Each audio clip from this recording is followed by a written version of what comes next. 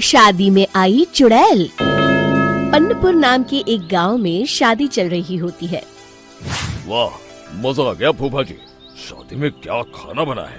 बाराती तो उंगलियां चाटते रह जाएंगे।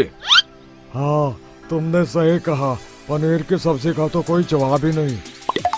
दूसरी तरफ पंडित जी फेरों की तैयारी कर रहे होते हैं कि तभी वहाँ एक चुड़ैल आ जाती है।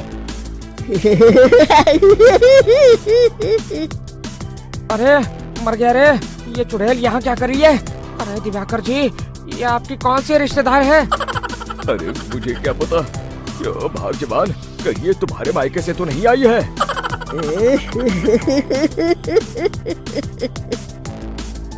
तुम लोगों की इस गांव में बारात लाने की हिम्मत कैसे हुई? मेरे रहते इस गांव में किसी की शादी नहीं हो सकती।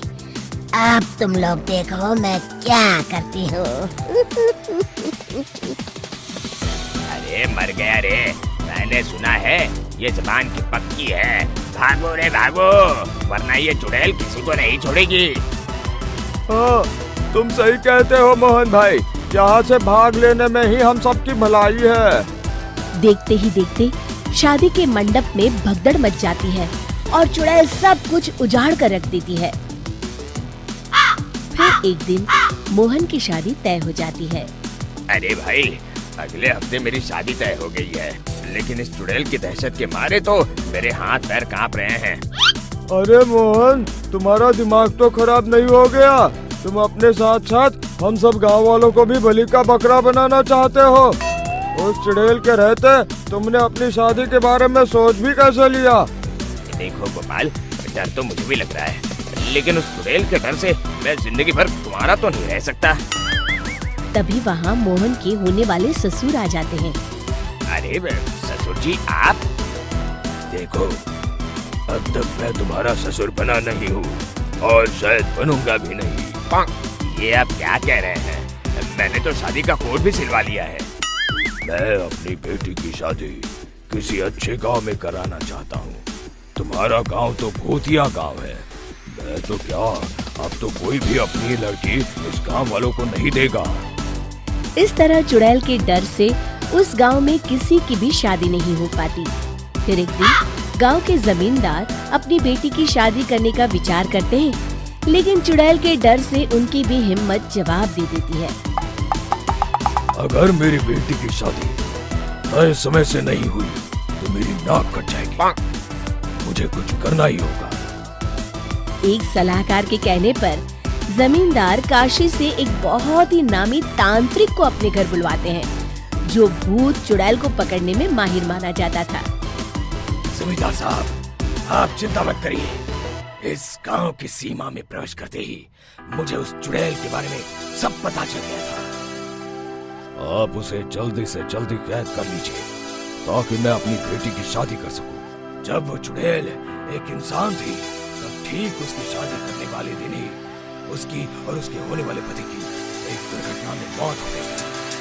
उसका होने वाला पति आज भूत बनकर जंगल में रहता है। इसलिए जब तक चुड़ैल की शादी नहीं हो जाएगी, वो किसी और की भी शादी नहीं होने देगी। ये आप क्या कह रहे हैं? अगर वो भूत भी हमारे गांव में आ गया तब हमारा क्या होगा? ये आदमी बहुत बोलता है, इसे बाहर निकालो। उसके बाद तांत्रिक बताते हैं कि अगर उस भूत के साथ चुड़ैल की शादी करा दी जाए तो वो चुड़ैल हमेशा हमेशा के लिए उस गांव को छोड़कर चली जाएगी। जमींदार साहब, आप अपनी बेटी की शादी की तैयारी शुरू कर दीजिए। मैं कुछ गांव वालों को साथ लेकर उस भूत को ढूंढने।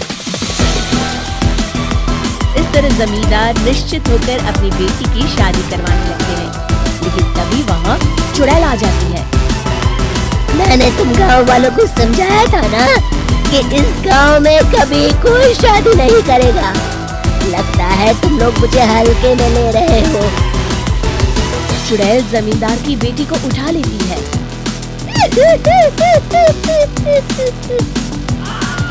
अब देखती हूँ बिना दुल्हन के तुम लोग शादी कैसे करोगे। मैं इसे अपने साथ ले जा रही हूँ।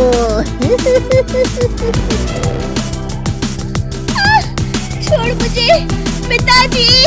मुझे बचाइए। अरे कोई मेरी बेटी को बचाओ। तभी तांत्रिक उस भूत को लेकर वहां पहुंचता है। मासूम की परेशानी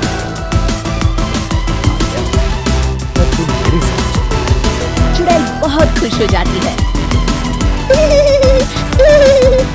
आप आ गए, चलिए अब हम मंदिर में चलकर शादी कर लेते हैं। अरे ये क्या की हो? मंदिर में जाके दोबारा मरना है क्या?